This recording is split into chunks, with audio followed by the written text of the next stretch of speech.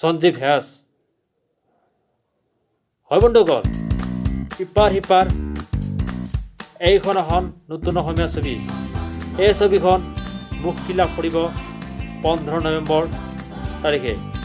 এই ছবিত অভিনয় কৰিছে উদয়ন দুৱৰা আৰু লগতে অমৃতা গগৈ।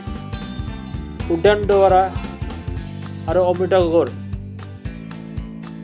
এই অভিনয় আপোনালোকে 15 নৱেম্বৰ তাৰিখে ওচৰৰ ছবিগৃহত দেখা পাব।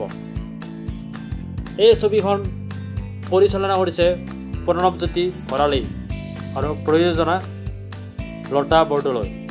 হয়, এইখন এখন নতুন ছবি, সুন্দৰ ছবি। 15 নৱেম্বৰ তাৰিখে আপোনালোকে ছবিগৃহত দেখা পাব।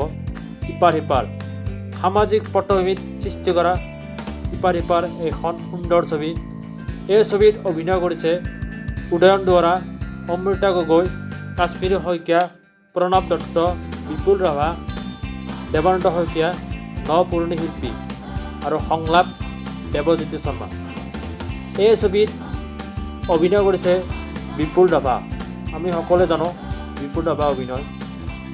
এইখন কাঞ্চনজংঘা আৰু ৰত্নাকৰৰ দৰে এইখন ছবিও ছুপাৰ ডুপাৰ হিট হ'ব বুলি অনুমান কৰিব পাৰি। এই ছবিখনত এখন গাঁও, অৰ্থাৎ সুন্দৰ গাঁও এখন কেনেদৰে ভাওনাৰ যোগেদি সেই গাঁওখনৰ ভাগ্য সলাই দিব পাৰি, এই বিষয়বস্তু এই ছবিখনত তুলি ধৰা হৈছে।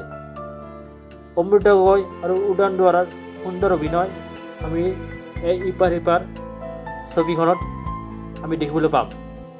হয়, আপোনালোকে সকলোৱে হওক, দলে বলে হওক, এই ইপাৰ সিপাৰ ছবিখন চাওক।